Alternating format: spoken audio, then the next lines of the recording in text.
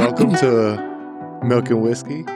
All right, where we're gonna get a tall glass of recovery with a shot of some humor. Cool. Today I got. My name is Ashley. And Kyle.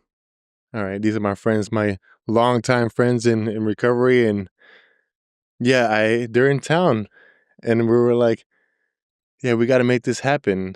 Yeah, we made it happen, didn't we? We moved things around and we made it happen. Yeah, we made it happen. So, like I told you guys before we started, like, I really wanted to give the audience your guys' perspective on what it was like, what happened, and what it's like now. You know, however you guys want to start. I mean,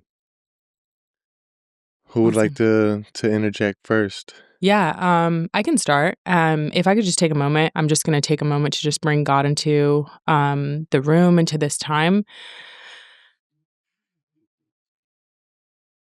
Father God, thank you so much for this opportunity to share our experience, strength, and hope. Lord, I ask that you be with us, guide our words, let them be from you, and allow this to be something that serves you and glorifies you and helps someone else. In Jesus' name, amen. Amen.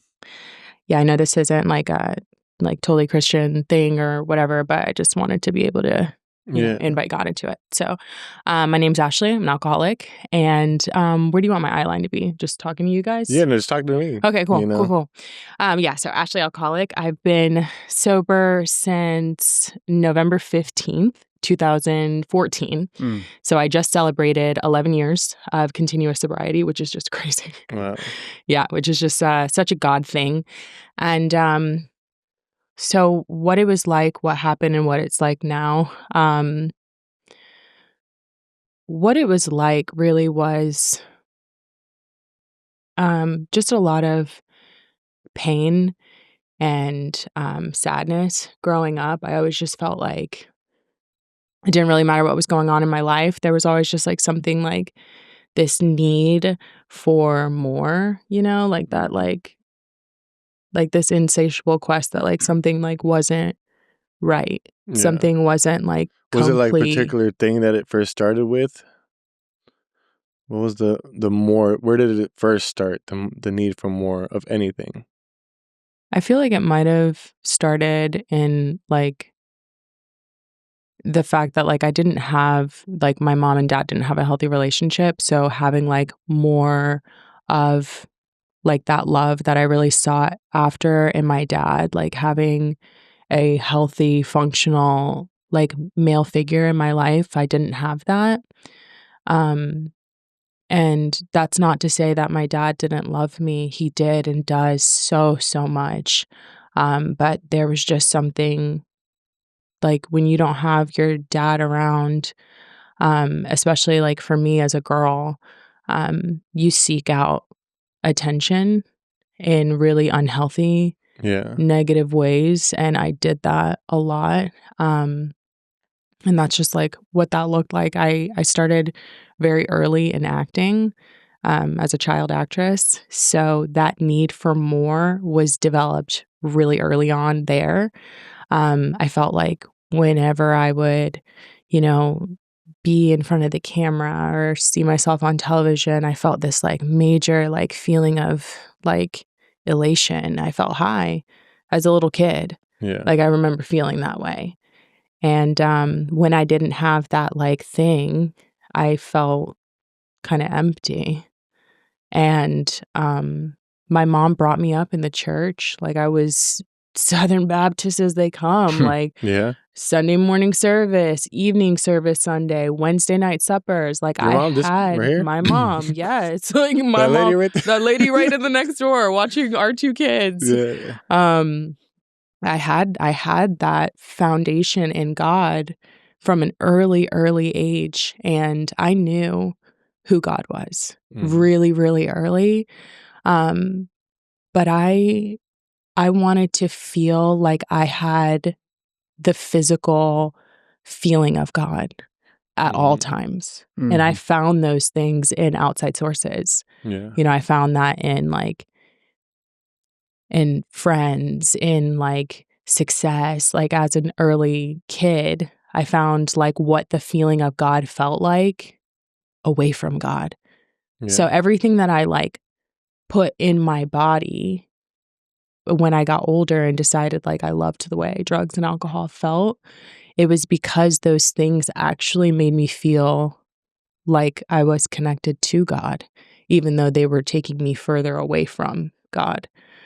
Being drunk and being high gives you this feeling of peace and comfort that we know about, that sense of ease and comfort. Yeah. That's what God feels like. You know what I mean? Yeah. And it's like that's what we pray for. Right. And this is like the exact, almost an identical replica of that feeling, but it so has adverse side effects.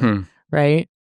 It is a solution to alcoholism. Right. In its sense, right? Right. Absolutely. Absolutely. So yeah, I mean, I found that feeling of drugs and alcohol, and that's what I clung to. I've clung to that power instead of the power of God, which ultimately turned around and cursed me and made me no longer a friend, but made me a slave. And I became a slave. I was in prison and it was my master. Alcohol was my master. And, the book tells me that.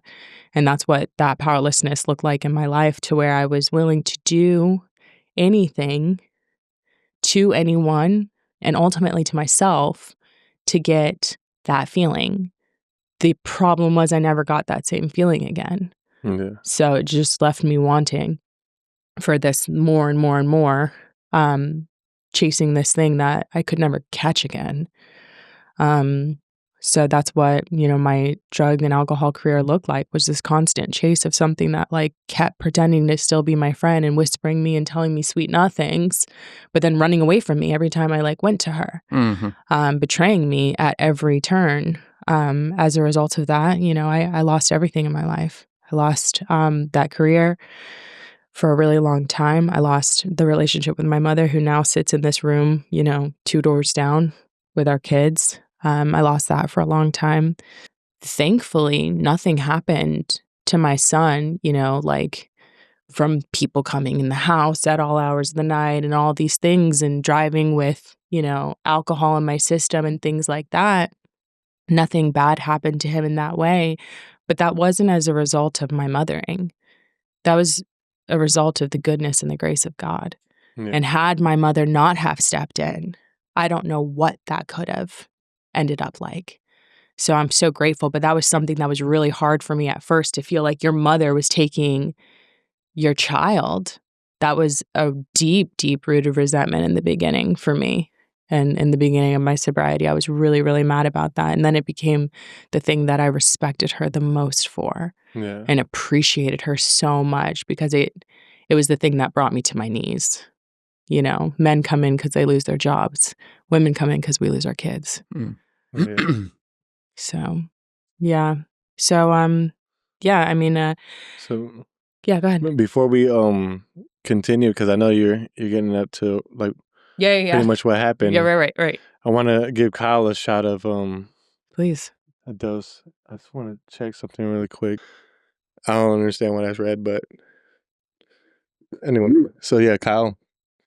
All right. So what it was like for me, growing up, I mean, it was tough. I mean, I grew up in a tough neighborhood. I grew up single mother. My dad was kind of in and out of jail. He was bad on drugs as well. He'd get sober and then, go back out and stuff like that. But what I know my dad is and was very loving. I mean, anytime he had me, he was always me first and very loving in that sense. And I've always felt his love for him. But growing up, he just wasn't there. My mom kicked him out at a young age, and we moved around quite a bit. So I went to different schools, different elementary schools, middle schools. We went from, 2 areas in Pennsylvania to Delaware at a young age. So I was just getting moved around. So I just never really had that place where I fit in, where I felt like we laid the foundation. We were away from family when we moved to Delaware. So we were kind of out alone. And it was just me, my mom, and my 2 brothers. And then my brother moved out when I was about 12. And then that's kind of when the supervision of us kind of went down because my mom was working 2 jobs to try to support us, keep a roof over our head and put whatever food in the house she could at the time, right?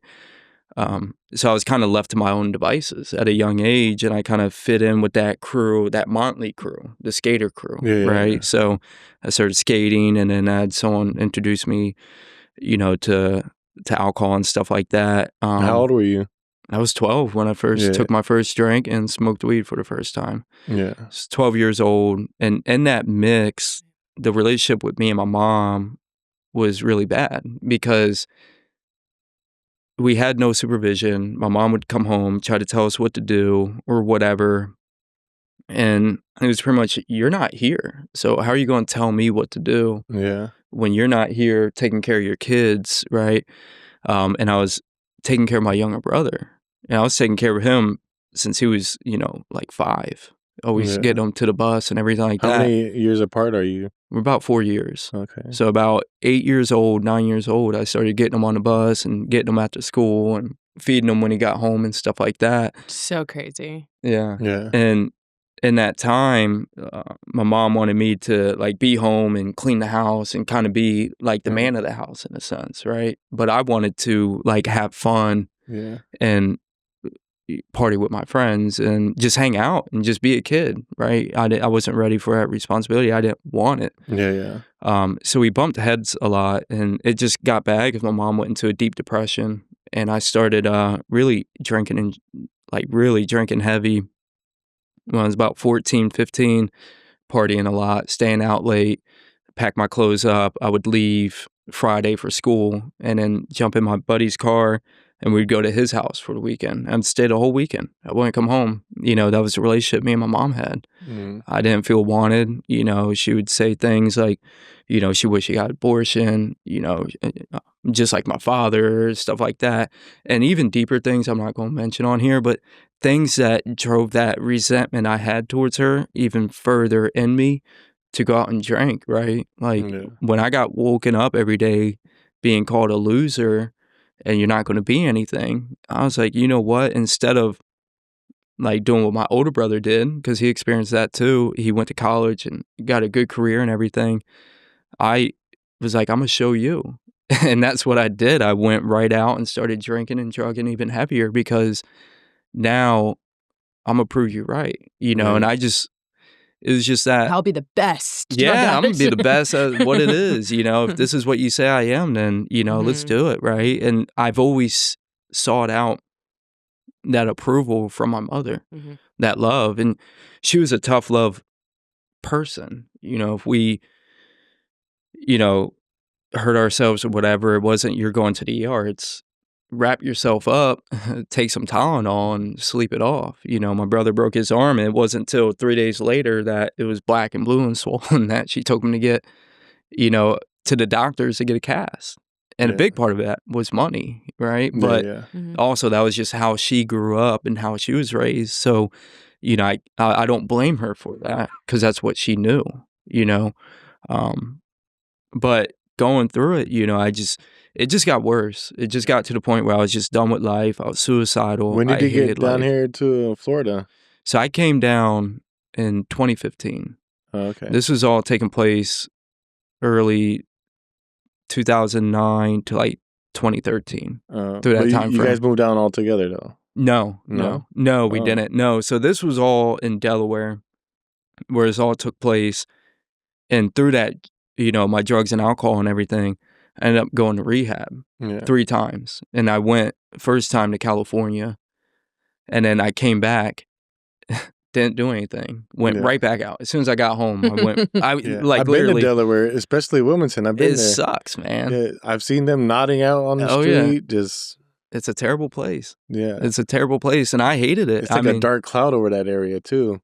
That's how I've always explained it. Yeah. Bro, I spent some time over there, and it felt like a dark cloud. It's just the haze. And I'm like, and I'm sober over there. I'm over here like, why does it feel like that? This is why everybody's on drugs here, you know? Discernment's just Yeah. like going crazy out there. Yeah, you get high, the sun comes out, right? You come down, the clouds come back out.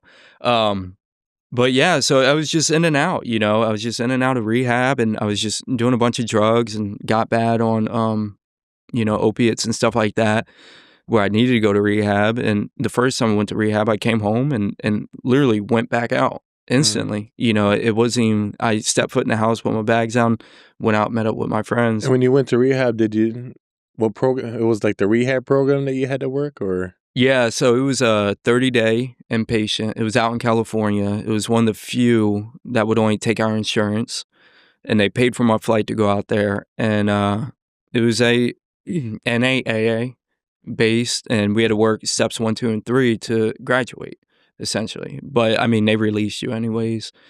So I did that, you know, and I did it with the counselors. But it was just, It's funny you work 1, 2, and 3 like before you even got on the plane. yeah, Essentially, you know. Mhm. Yeah, and but I wasn't ready. Yeah, You know, I yeah. wasn't. It was just to get my mom off my back. You know, my mom was telling my whole family, so it's like, let me go ahead and get everybody off my back and get them happy. Yeah. I'm doing a deal. But as soon as I got home and was left with free will, I was right back out that door instantly. And then 30 days later, literally 28 days later, I'm back on a flight. 28 days. 28 days later, you know. The real zombie apocalypse. I was back out, you know. I was back over there, and but this time they sent me home with like a Vivitrol shot, which is an opiate booty and juice. alcohol. Yeah. Oh yeah, you know. And Yeah, I never got it, but you know, and so I dabbled in other things I could that weren't alcohol and opiates, you know, and it left me right back, you know, square one, right? It talks about, you know, I tried that controlled drinking or switching it up, you know, Yeah. and it did not work, and I'm back at it again, you know, and then I get home, and I'm 4 years straight after that rehab. That second time, I'm just ripping and running at my dad's house. I moved to PA to live with my dad, and you know, got to spend some time with him, but I was just full throttle with drugs and alcohol, and Yeah. he couldn't stop me. You know, he didn't want to. He felt bad that he wasn't there as much for my childhood, so he was kind of Enabler.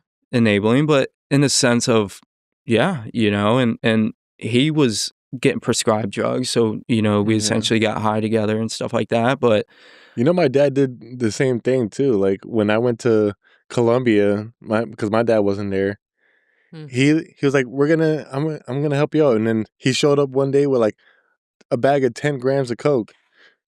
And he's like, "You want to try?" And I'm like, "Sure." yeah, let me guess. It was like the best cocaine I ever had in my life. Oh, And yeah. he's like, "Oh, this is garbage. You can have the rest." Golly. I'm like, garbage. Yeah, it's like the pure. I'm This flying. is the source. This is where you get it from. How's this Right. garbage? Wow, it had probably been stepped on like once. Yeah, I was, not like, even. I was thinking to myself, I was like, if this is garbage, I gotta find where the good stuff is. Yeah, yeah.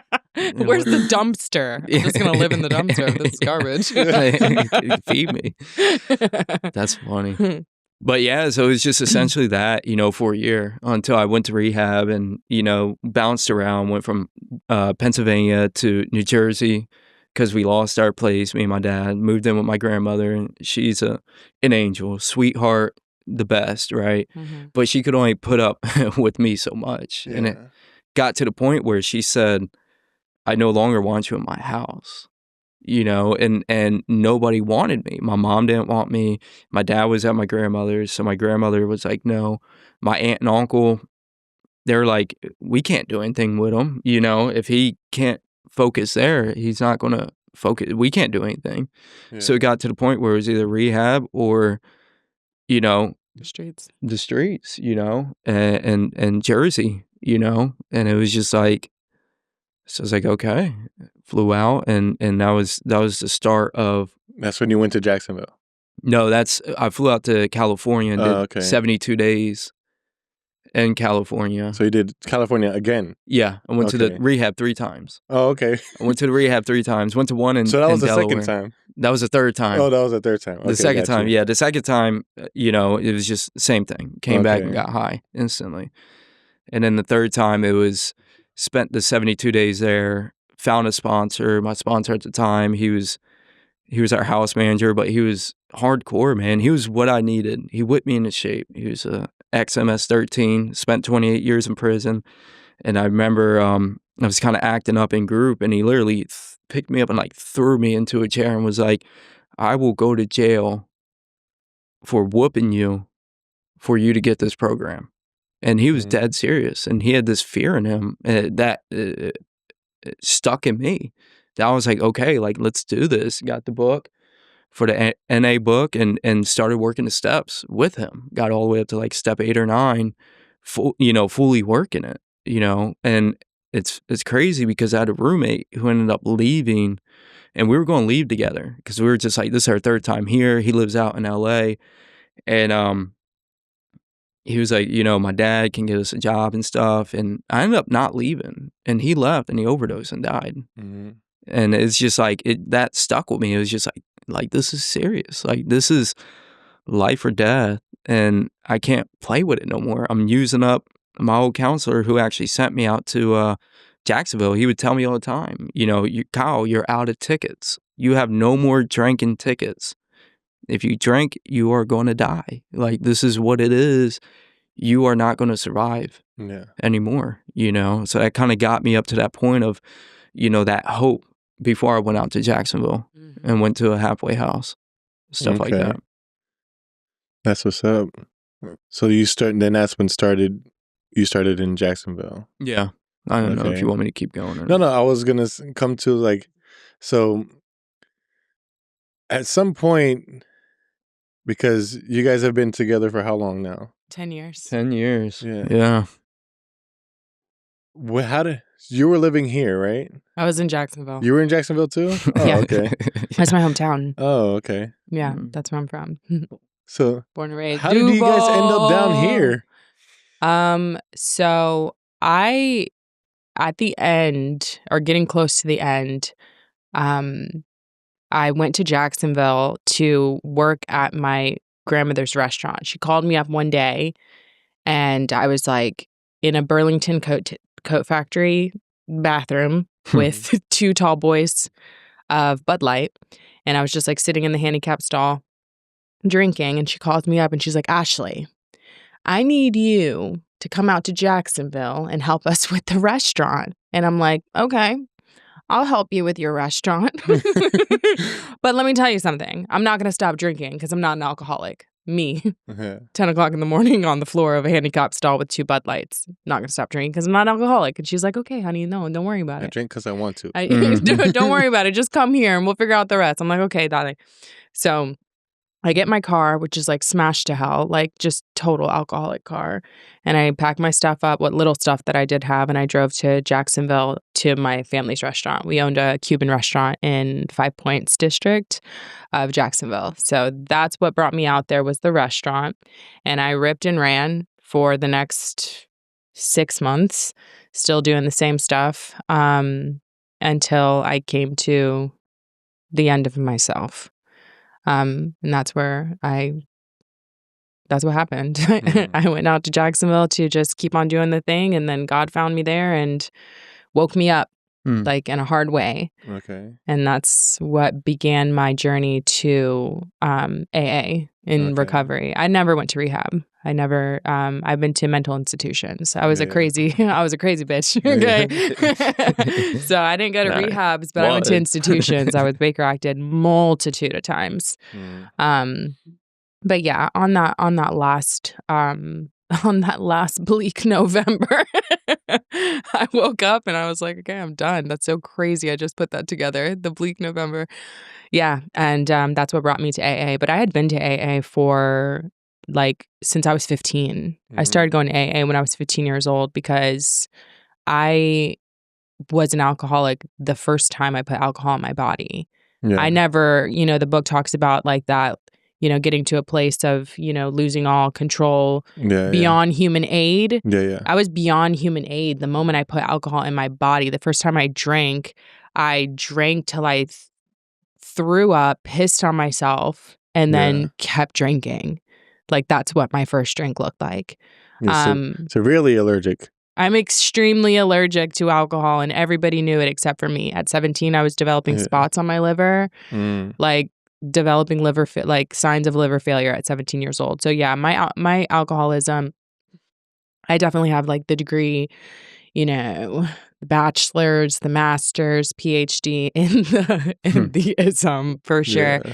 What's crazy about that is it was very clear to everyone, and telling it back now, it's like very obvious that I was an alcoholic in the very beginning, but I could not see that for myself.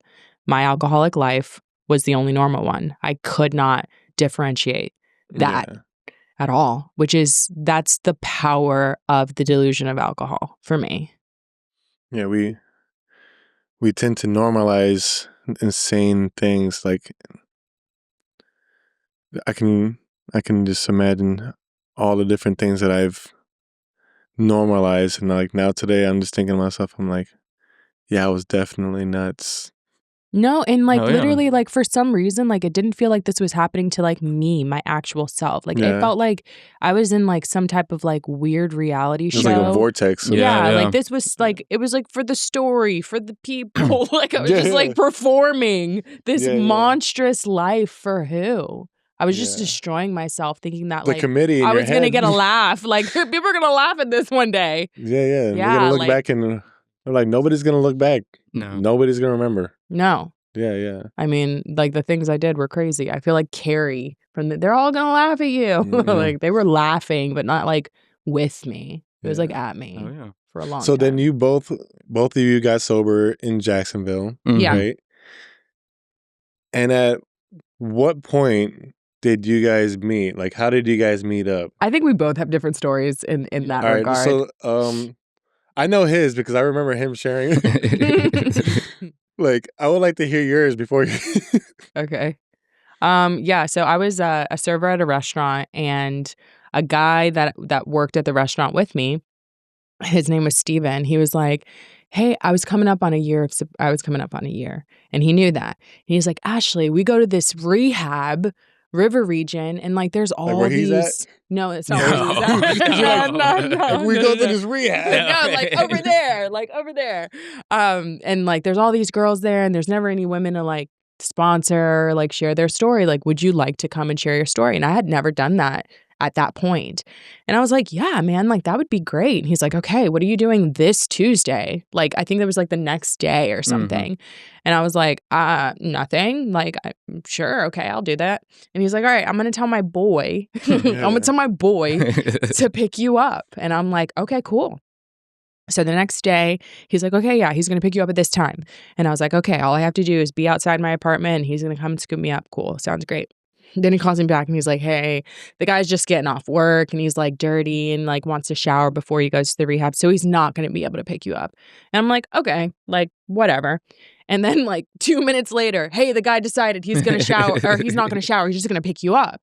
And I'm like, so this is happening. We're doing this. He's like, yeah. I'm like, all right, cool. All right, I'm ready to go. So I go outside of my apartment, and I'm just standing there waiting, and I see this car pull up, and it's Kyle. And he's in this Ford Edge, like his first car. And I didn't have a car, so I was impressed by someone having a car coming to get what's me. a Ford Edge? It's like an SUV. Little SUV. Yeah. Little okay. mom car. Nah, family car. He had like subwoofers in it.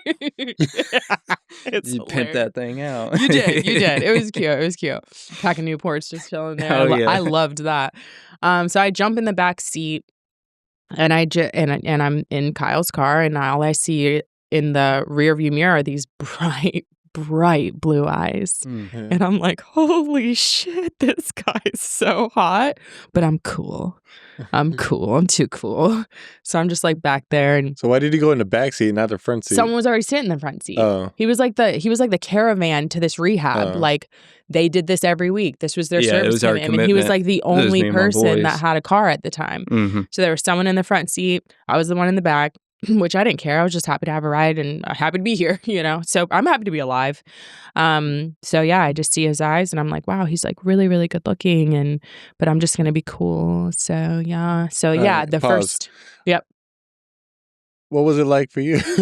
Oh, for me? So like, what did your boy call, and how was that conversation? So I was at work, and he was like, this woman wants to get picked up and go, to the rehab, because the rehab was co-ed, and they had some women with babies where they can have their kids in there. But there was no women coming, and they kept asking us, hey, can you find women so we can get sponsored? So we knew it was important. And so when my buddy called me, he was like, hey, I got this woman. She just came up on a year sober. She's looking for sponsees. I think this will be great, to get her foot in the door. And it was a panel. It was like 8 of us or whatever. There was so many of We us. would show up, and we would all share a little bit of either a topic or questions that they had, and give them what they needed. But it was like 50 people in this rehab every time. So it was just a panel from people from, a year sober all the way up to like 35 years. It was great. And I did that for a while. So I was like, all right, let me see how I feel after work or whatever. And then Because why? Because why didn't that's you what want I was getting to right? it. And I was sitting there thinking, I was like, man, I want to go home and shower. I was working outside, sweating. It was summertime.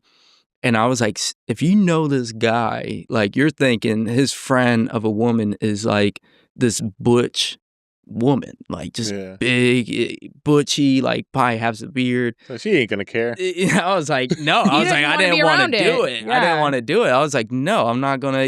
I want to shower, get comfortable, and go. I'm not gonna pick up this ugly chick. Yeah, That's that what was, and that's what was going through my mind. So I was like, but then I was like, you know what? Let me just do this because the women there need it. So I was like, just call. Let me not judge. And then, I go and we pick her up, and I thought we picked up the wrong person, because I'm like, who's this beautiful black woman hopping in my car, And then she hops in, and I had like something playing, like some classic rock, and I see her, she's mouthing the words, like she knows the words, and I'm like, this girl, like.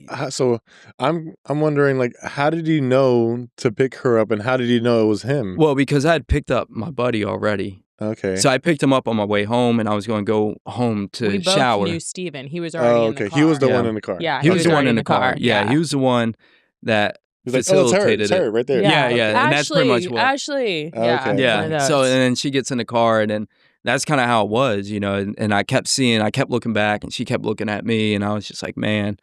And then, we went through and we did the panel, and then, which was crazy because, like, the first time we met each other, we heard like the worst things you could hear about the person. And we were like, you're good. You're crazy. You're crazy. So am I. I like cool. it. Let's go.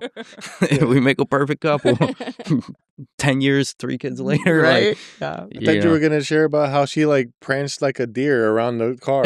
yeah, because that's what I saw when I saw. That's what I was saying when I saw this beautiful black woman. I probably did. She was just like it was like hopping. There's like clouds around. Like she was just like it was just like a dream. It was just she was beautiful, and I was just like, golly, man.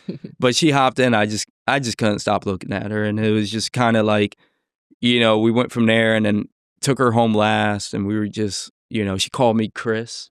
Yeah. She didn't remember. She called me Chris. And I was like, are you serious? Bro, you're white. Come on. Chad, Chris. Yeah, Kyle. I'm like, Tyler. Yeah, like, come on. He actually had a girlfriend at the time.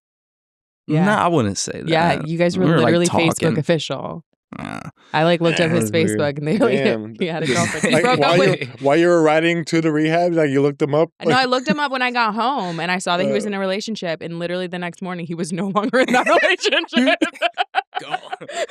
No, I mean that was because it wasn't really I don't know. It was like I was young. Was so you guys were both sober around the same time, right? Yeah. So she had a year. I had about 10 months. 10 months, or something like that, right? Mm-hmm. You know what's funny? Like, yesterday, Mariah was like, "So did they 13-step each other?" She had no idea what I was like, "No, that's when someone who's already been through the 12 steps and has like a significant amount of time, and then somebody brand new comes in." Yeah. I'm like, that's like diving into a pool and try to save somebody who's drowning, and instead you you have sex with them instead. Golly. I was thinking like you didn't know how to swim. No, you had sex with you ain't coming You had up. sex with them instead. We're like, oh, okay. You're like drowning. You're like, Yeah, no. So I believe that the success in our relationship really stems from the fact that we had met each other. We had seen each other in AA prior to our first like actual meeting each other. Like that time in the car was the first time that we thought noticed each that we other. knew Yeah, that we had 'cause I met each didn't other. remember. But we saw each other in AA meetings, and because both of us were early in recovery and focused on our own recovery, we Yeah. didn't even remember meeting or seeing each other you then. guys were still coming too.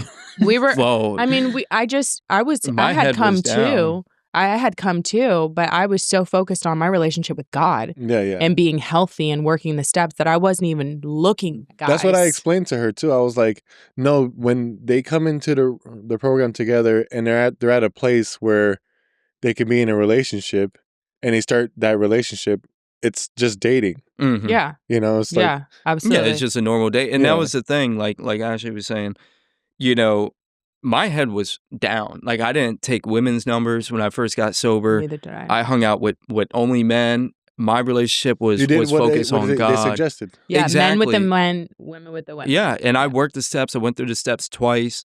And then I finally opened up that door for a relationship, you know, and then, you know, the thing happened with that other girl. That was like a quick 1 week thing, but, you know, it was just perfect timing with meeting her at the Yeah. time, you know, but that I finally opened up that door for a relationship ready because I've been through the steps. I'm coming up on a year.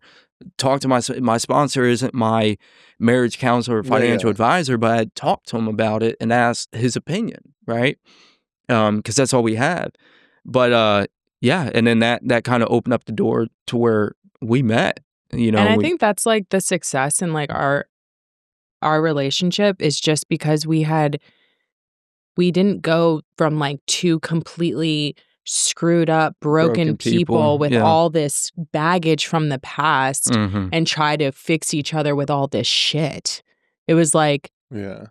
you got through the steps, I got through the steps. So even though I'm not like, I'll never arrive, I had arrived to a point that I was actually healthy, like healthy enough to be in a relationship. I had a long, long, long way to go.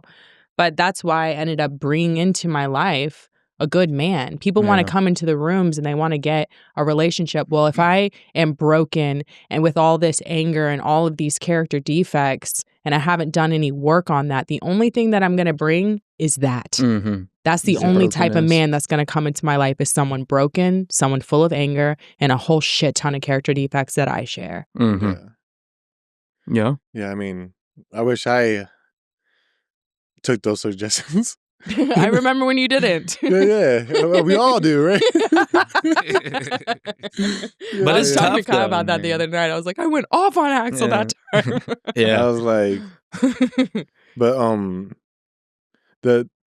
the funny thing is that like when you see it now, right? When like in hindsight, when I see all the things that have happened, I'm like, I needed that. Right. You know? That's all right.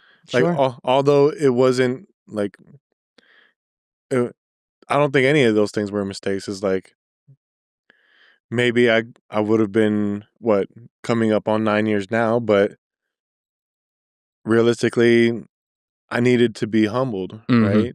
That's right. Yeah, Like- what would that 9 years have looked like if that piece hadn't been broken from you? You know? Yeah. Those things, I truly believe those things are for our betterment. And like the 12 and 12 talks about, God removes our defects of character in the order in which they're killing us. You know? Yeah. Like there are things that stayed in me in sobriety, anger being one of them, stayed in me for a long, long time. And I didn't know why. And his consistency and patience and continuously bringing me back to the literature finally helped me get to the other side of that.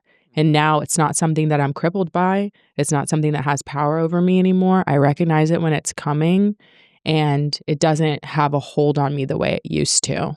Yeah. So you guys both moved down to Orlando together. No, so that was separately. So So we were on and off for about, what, year and a half. We would date, break up, whatever. Because I was crazy. Yeah. I was still crazy. And he wasn't? No, he wasn't. I was even cute. I wouldn't He was say- so chill. He was so Yeah. chill. He was so good. But yeah, she ended up getting a job down here.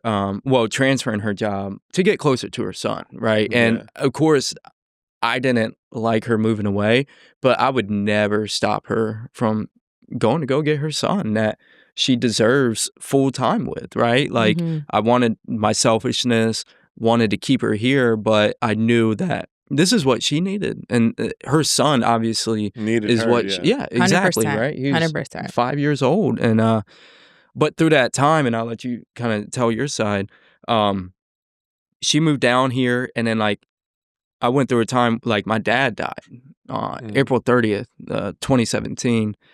And prior to that, I had tore my ACL meniscus back in November 2016, the second time, my other leg.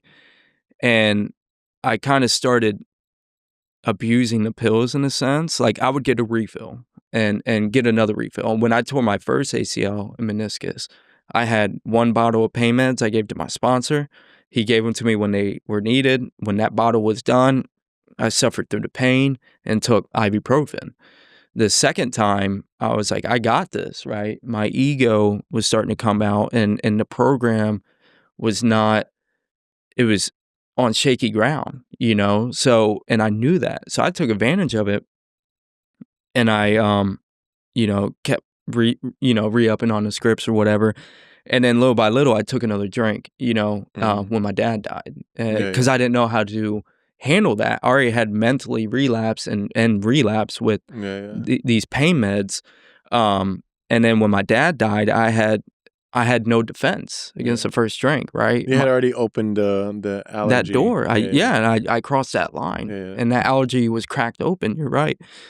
And so, I relapsed, and now my new sobriety day is May 8th, 2017. But for that, week and a half, but even that time, like through that time, I was still not fully there.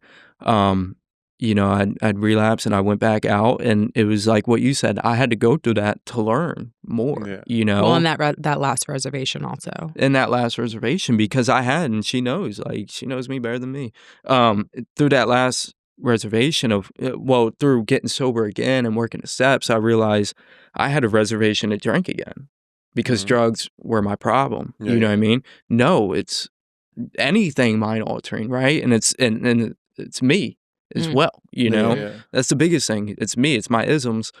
But yeah, so I had that reservation. So, and I had to get that out, and it led me right back. It went from drinking to coke to pills to weed to everything to within a week feeling worse than I felt when I first came in and losing everything. And now I'm back in a halfway house.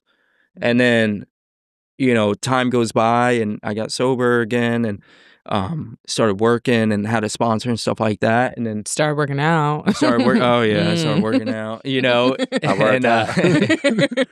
And Ashley, I look on Facebook one day, I'm driving home and from a meeting, and I look on Facebook and I see Ashley had liked like all my pictures for like the last 4 months, and I'm like, okay, so let me call her. I was telling you something. Yeah, so I called her, and she's like, well, what are you doing this week? And I was like, nothing. And she was like, well, come on down to Orlando, and her mom will have Jackson for the weekend, or however that worked out.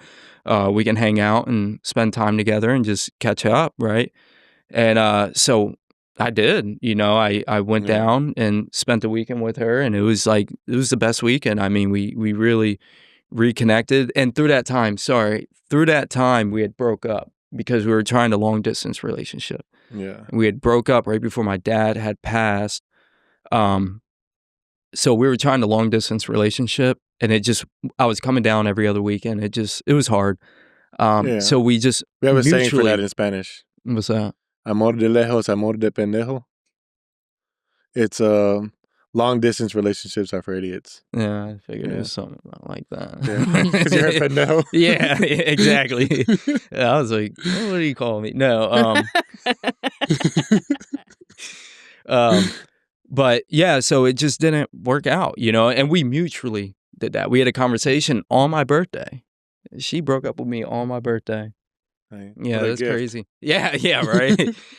But so I ended up coming down, and then when I left, I just felt torn. You know, I just felt torn. My heart was with her. You know, I really love this woman, and I love Jackson, you know, as my son. And so I go back, and then I ended up finding a job and put my 2 weeks in, and 2 weeks later I moved down, and that's kind of how that happened. That was in August 2018. August 2017. 17? 2017. Golly. Yeah, you're right. Yeah. Yeah. Yep. So He's that's like, that. forget this job. I'm coming, Ashley. Yeah, I I'm mean, hey. on the way. Yeah, I he mean, got a I new had to job get my woman. quick. Oh, yeah. Doing the same thing now. But yeah, it was just you know, you just know. And then, you know, I jumped right into it when we got here, right? I told my sponsor and then ended up coming down, getting a new sponsor and jumping right into the program here and stuff like that, and really finding my footing here in Orlando, which was great, you know. This is home. Mm-hmm. Oh, yeah. Yeah, this is definitely home. For you, for sure. You live here. Yeah, I grew up here.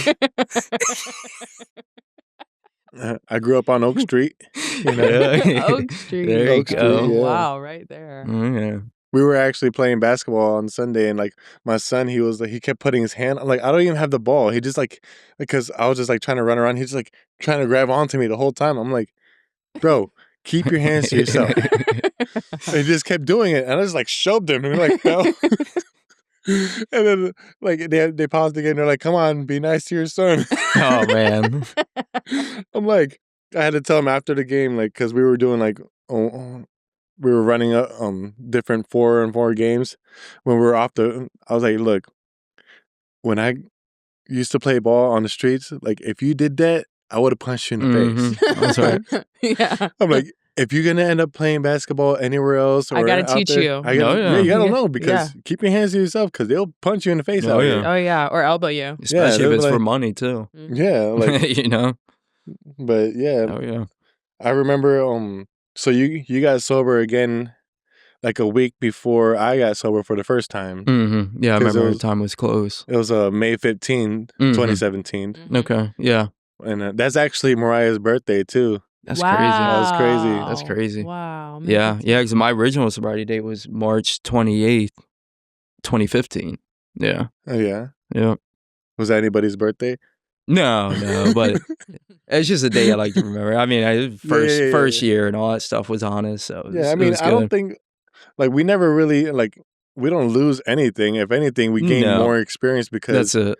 like It's just the time. most of that first year and 8 months is when I learned the most about That's the right. big book. Yeah. You know, Yeah. although I relapsed, like, it just caused me to go insane faster. That's it. You know, like, I'm like, imagine like smoking crack in a hotel room, in the bathroom, with like in the tub with all your clothes on, just like, I'm like trying to hide from God.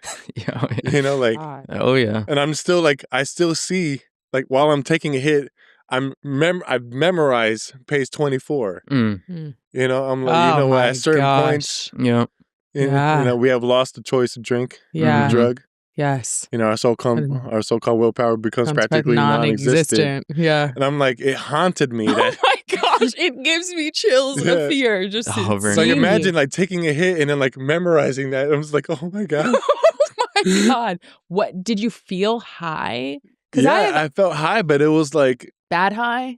it was a It's a head full of AA. straight Screws you paranoid. up. Like, Yeah. It's I talk about horrible. it today. Like, so you know how we like to live in the sunlight of spirit. When you're like Sure. on the beam, you're in the sunlight of the spirit. Like, I feel like everything is how it's supposed to be.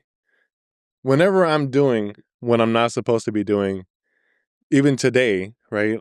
It almost feels like a flashlight. I'm living under the flashlight of my selfishness, Mm-hmm. other than the sunlight of the spirit. Mm. You know, like the flashlight is basically a resemblance of God like putting a microphone or not a microphone, what is that? Microscope. Okay, thank you. I was gonna say Yeah. monocle. Monocle. Yeah. It's like monocle. Like with a little flat, like with the light just like beaming right on me. Like I still see you, Mm-hmm. you know, and I still see like and I'm like shaking and like I still feel like the paranoid feeling when I'm like, it's just one more thing that I got to get rid of, right? Like Mm-hmm.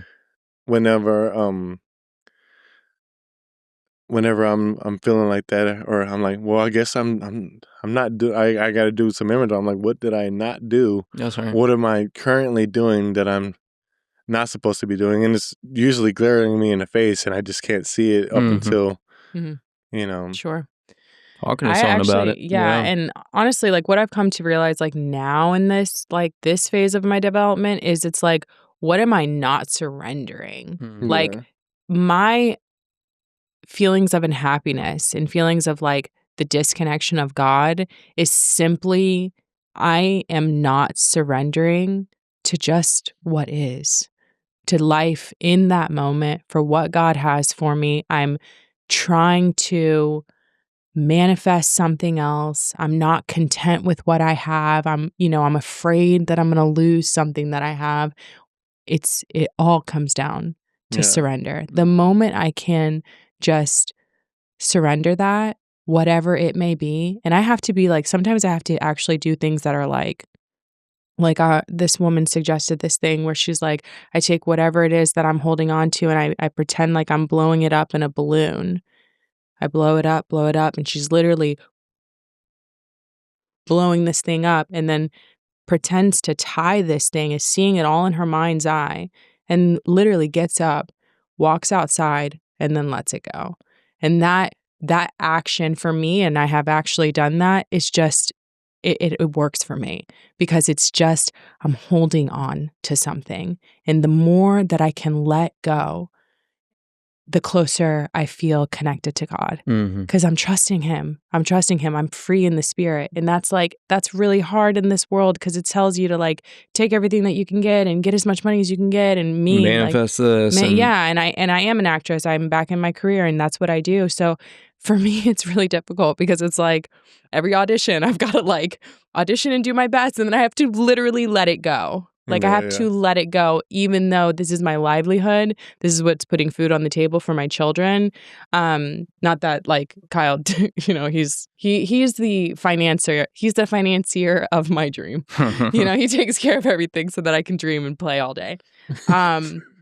But still, in my mind, in my alcoholic mind, it's like, if I don't get this, my kids ain't gonna eat. If I don't get this, we're gonna be on the streets, because it's a team effort. It's the ism in whatever form that it can take on. And I have to continuously come back to let it go, surrender, like the let it go, let God. Like people say that and it becomes this thing that's like super trite and like, oh yeah, let go, let God. Yeah, like, what does that even look like? It's just a cliche. It's like, no, if I really can practice that in my life, that's where I find out that like I have everything I need and infinitely more than I could ever ask or imagine. Yeah. Always he takes care of me. Always. Yeah, I know that for the last 3 years you guys have been in Georgia, right? Yeah. Mhm. Yeah. I know you guys know that like the women in recovery over here isn't as strong, because of Because I'm not here. I because know. I'm just kidding. it was like like obviously we still have certain people, that are still, Of but course. like it wasn't just you, it was also Jessica like moving away, like Yeah. and then it was like a domino effect. You know what I mean? Like and then like we have a certain amount of women still, that are like and I've already committed to Mariah, like I'm not gonna sponsor any women, and then there's been like a limited amount of women who would want to sponsor other women in this area Which too. is crazy. This is crazy. It's crazy. And it's not, the thing about it that is it's not uncommon, Yeah. right? Like that's, for whatever reason, the world pits women against women in that like there can only be so many. there can only be one black girl. There can Yeah. only be one really pretty girl. You know what I mean? It's like this like competitive thing like has been reinforced in women for so long. And for me, I want all of us together. Yeah. Like everyone, like all the wildflowers, like all of us to shine together, like all of us to do this together. And thank goodness that, you know, the book so prophetically like added modem to modem or face to face, right? Like Yeah. anywhere, anyone, anywhere reaches out for help. Yeah. The hand of AA will always be out there. You know Yeah. what I mean? And that's like, I sponsor women in Florida still. I have almost all of my sponsees that when I moved to Georgia, almost all of my sponsees in Florida are still with me. I Yeah. sponsor women in New Jersey. I have women in Yeah. Atlanta. I have women in rehab. Like I sponsor whoever. And I teach my girls how to sponsor other women. Because the goal for me isn't to sponsor you and for it to stop there. Yeah. It's for you to extend your hand. And Branch now, who are you sponsoring? Yeah. Oh, you're not sponsoring someone? Where's your H&I commitment? Go get sponsees. Yeah. Go out to the hospitals. Go out to the institution. Go out to the rehabs. Raise your hand every single meeting when they ask for sponsorship. I don't care if you Yeah. think you're too busy. Go up to the girl. Go up to the new girl Mhm. because you were once that new girl. And who came up to you? I did. Do what I did. Yeah. You know, you wanted what I had, so you asked me to sponsor you. So now you do what I did. And they all, Yeah. 9 times out of 10, if I sponsor a woman, she's going to end up sponsoring. I don't sponsor women. And if I've got enough sponsees and someone asks me to be their sponsor, I direct them to one of my girls because you know what? What I'm going to show you is exactly what she's going to show you. Yeah. Oh yeah. What I do is exactly what she's going to do. And you'll be my grandbaby. You know? So yeah, but I do understand that. But you know, this area still has so much and so many amazing, amazing women. I hope that other women are reaching out and getting the newcomers, you know. Yeah. I mean, I'm not saying that they aren't, right? And mind you, like my opinion, because it's only my opinion. Sure. It's I mean, and based I off don't of know. only the people that have come up to me and asked me to sponsor them. Women? Yeah. Mm. Wow. Well, but is that because like there aren't women that are able to sponsor them? Because I know the women that I know out here are heavy hitters, Yeah. like as sponsors. Or is it maybe- because like you're really in the book and you speak really well of the book? Like, is it not like, and what's that girl's intentions for asking you Yeah. to True. sponsor them, right? It's Yeah. like a therapist like that the girl falls in love with, right? A guy that's Yeah. like really, holy shit, if I wasn't married to Kyle and I was in a room and I was a newcomer, can you be my sponsor? 100%. Well- 100%. Well, the one lady who I'm not sponsoring her, but I'm still teaching her how to work the steps until she finds someone who she can quote unquote be her sponsor. Yeah. Right. She's in her 60s and she's a lesbian. Okay. You know, so like that's it's a One off. yeah, that and like, I sponsored my Brooke, so and Brooke is she The one that died? no, Brooke. Oh, sorry. You know, Excuse me. she- Oh, yeah. Yes. yeah, the Sorry. lesbian- Yes. The other yes. lesbian. Right. I don't think there's anything wrong with that. I've sponsored Yeah. men that are gay. Yeah. I don't think there's anything wrong with that at all. I don't think that there should be any level of attraction Yeah. Mhm. as it pertains to sponsorship, which is something that's like, I thought Brooke I thought she was a dude. She knows this. I thought she was a Cali surfer dude no, I did when not I first think met her. that. I did not think that. I was like- I thought she I was, was like, a your name very. is Brooke? I thought you were a dude. Are you sure it's Thought not your name was Brandon? Yeah, Bloke or Brooke? No, I thought she was a very beautiful girl. Hook. When I saw her, but that's good. That means you have your AA blinders on. Mhm. You're like, I can't see those I'm things just, under your shirt. I'm like very oblivious to. That's good. That's good. But, you know, Only have eyes for. So for like she was Mariah. actually the first girl that I've sponsored and Are you still sponsor- sponsoring her? No, she went to Albert because she got mad at me because I tattooed her ex. Okay. I'm like, yeah. I don't know. Mhm. But so then at a certain point, like I guess I'm more of a friend than a sponsor at that point. Sure, right? yeah. So then that is That line has already been blurred, like Yeah. super, super heavy. Yeah. What do you want to? What do you want to say? What do you want to leave? What other questions? Yeah, I was gonna say, What makes a healthy relationship in AA work? yeah. No, I just know that your guys' relationship is definitely testimonial, and it's a good example of it doesn't usually happen that way. Yeah. You know, it's like, what percentage would you put it at? Your guys' type of relationship? Because I haven't really met anybody. I haven't either that has been as I'll be long. like, you guys are like the 1%. Yeah, I would say. The 1% of the 1%. Of the 1%, yeah. To have been together as long as we have, and both in recovery. And both in know, recovery. yeah. I don't know another couple our age. Like, I know people that have That like are older that decades met. of sobriety. Yeah. You know, and that had decades of sobriety and that met. But in your first year meeting someone, And have sticking been with sober that all the way person. through. all the way. Yeah, I have yet. I have not seen that. I think that the only reason that this relationship has worked is because God is the 100% foundation of our relationship. Yeah. We have the same fundamental ideals, and God is first place in our relationship. We both work a solid program separate from one another. He goes to his meetings. I go to my meetings. We have one home group that we share together. I have a separate women's meeting home group that I'm very active in. So we keep our sobriety separate. We keep our relationship with God very, very close, not the foundation of our relationship. And that's really it. It's not because like I'm so good and Kyle's so good. It's because God is so good. Yeah. And we both seek God with such a fervor that he causes us to like love one another in a way he loves us. Like people are like, oh, the relationship is 50-50. And we're like, no, actually it's 100-100. Yeah. I'm 100% pouring into Kyle, 100%ly. And he's doing the exact same thing. So as much as I'm emptying of myself, he's pouring that much into me, and we're both overflowing because it's all coming from God.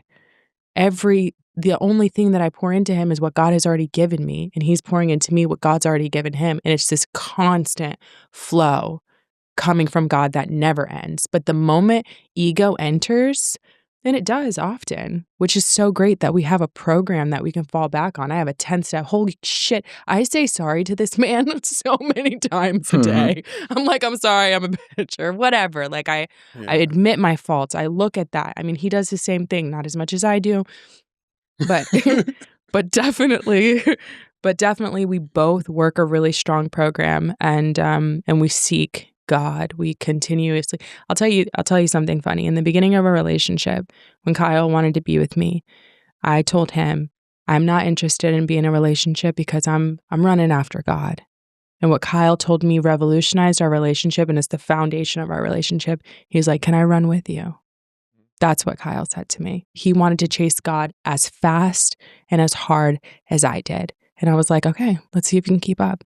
And he's been keeping up. And I have to keep up. So I think that's really it. It's all God. Yeah. But I think also like a big thing, obviously it's God-centered, right? But a big thing is like, you know, on a personal level, like what does my wife need? You know what I mean? What does my wife need from me? Right? I think as men, we take it as like, you know, we work all day, we come home, we kick our feet up, and, you know, the wife has a house or the kids or whatever, I can do whatever. You know, like Ashley was saying, it's 100%, you know, both ways. When I get home, I'm in the action, man. I get home, I'm cleaning dishes as she's cooking, or I got the baby as she's, you know, working and doing self-tapes or whatever. Anything like that, right? Yeah. It's like this her mom quotes it as like a dance. Like, you know, she does one thing, I'm right behind her doing the next thing or whatever the case is. But I want to please my wife in every aspect, right? You know, and how do I do that? You know, and I'm present and I'm honest, and we have that line of communication of like, what do you need? Right? What do you need from me in this moment? Right. You know, what can I do for you? What will make life easier? Whatever the case is, right? But I don't know if that like that's not naturally my tendency, right? Like my tendency isn't naturally like that. The only reason that like I am like that is because of my relationship with God. Mhm, Because absolutely. naturally, I'm prone to like, what can you do for me? Yeah. What can I get out of this situation? And it's really because But and that's what I was saying, like, our main foundation is God, but we also check ourselves too, you know what I Yeah. mean? Because we got to, right? Like, you know, I have this thing where it's like, you know, I don't just pray for things and expect them to come. I pray for things and put in the footwork, right? Yeah. It's the same thing with our relationship. I pray, God, how can I be a better man every day to my wife, to my kids, and all that stuff? Mold me and shape me into that. But I also got to do the footwork. Right. Because He- I'm not he- going to yeah. change. I got to personally do the things I need to do. Faith without works is dead. That's it, Exactly. that's And it. be It's that good. man for her. Because Mhm. I can sit there and do it all, you know, think about it and pray, but I got to put in the work too, right? Just like my program, just like my job where I get paid, putting in that effort with my wife and our marriage, it benefits us Yeah. in a wholesome way. You know, I'm reaping the benefits. Like a Yeah. paycheck when I work, it's the happiness, the joy, the freedom, the peace, and the house, The fruit. the fruit of it, right? Mhm. Yeah. That's So, good. I mean, there's a lot that goes into it, and it's been years. I mean, we've had You guys screaming been together matches. for how long now? 10 10 years. 10 Married years. 3 Just- years. Yeah. Yeah. Married 3 years. That's what I meant. Yeah, But it was yeah. it was a lot of up and downs. I mean, we've had screaming matches. We've had, you know, times where, you know, we had to learn from it because we were young. You know, we were young in our relationship. You especially. Me especially. You know, we were young sobriety wise. You know, we were young age wise, and we were trying to figure this out. And you know, we really You figured it out. well, I and we're almost, still like, working on I don't it. think You know, eliminate the word try. You're doing it. yeah, Mm. You we know, are doing because it. I don't try to do anything. I either do it and get what the result, or I Mhm. do it and I don't get the result. Right. That's right. The You frog. know? The frog on the thing. Yeah. Well, no, I learned that from a different podcast. The guy said, I hate the word try. And I'm like, he explained that you're never trying to do anything. You're either doing it Mm-hmm. to get a certain outcome. Mm-hmm. You may not always get it, but you're doing something. Trying is just like, he doesn't even know why that we even We had that. use that as our vocabulary. We had yeah. that in our vocabulary. It's like, yeah. what's the point? Because we're doing something. Yeah, Mhm. absolutely. You know? Yeah. So I've been implemented. I think it helps out with procrastination. People that are Mhm. procrastinators, like, oh, try. I'm gonna Yeah, try try this. that. Like, Are I'm you really? trying. Yeah. But are you, though? Say you're gonna Or are do you it. just saying that? Yeah. I agree. So when are you guys coming back? I don't know, honestly. I'm not sure. Yeah, it's a tough one. 'Cause life hits. Yeah, I mean, yeah, she yeah. might get a job out here and stuff like that. You know, and yeah. Yeah. So it all depends. No pressure. But the women need you. yeah. But She's a solid one. yeah, I think that's as far as we can go today. I definitely, whenever you guys come up to visit, I'll definitely have you guys back on. We can talk about other things. Yeah, I love it. I think this is great. Thank you Oh, so much yeah. for having Yeah, us. It was thank you. awesome. You This are was. you're very much doing what you are called to do. Yeah, Very proud of you. I tried. I try. All right, now. You're doing. I'm doing. You are Yeah, doing. yeah, I'm Absolutely. doing. I love Yeah. it. Well, thank you guys. Thank you. Thanks for having us. Yeah.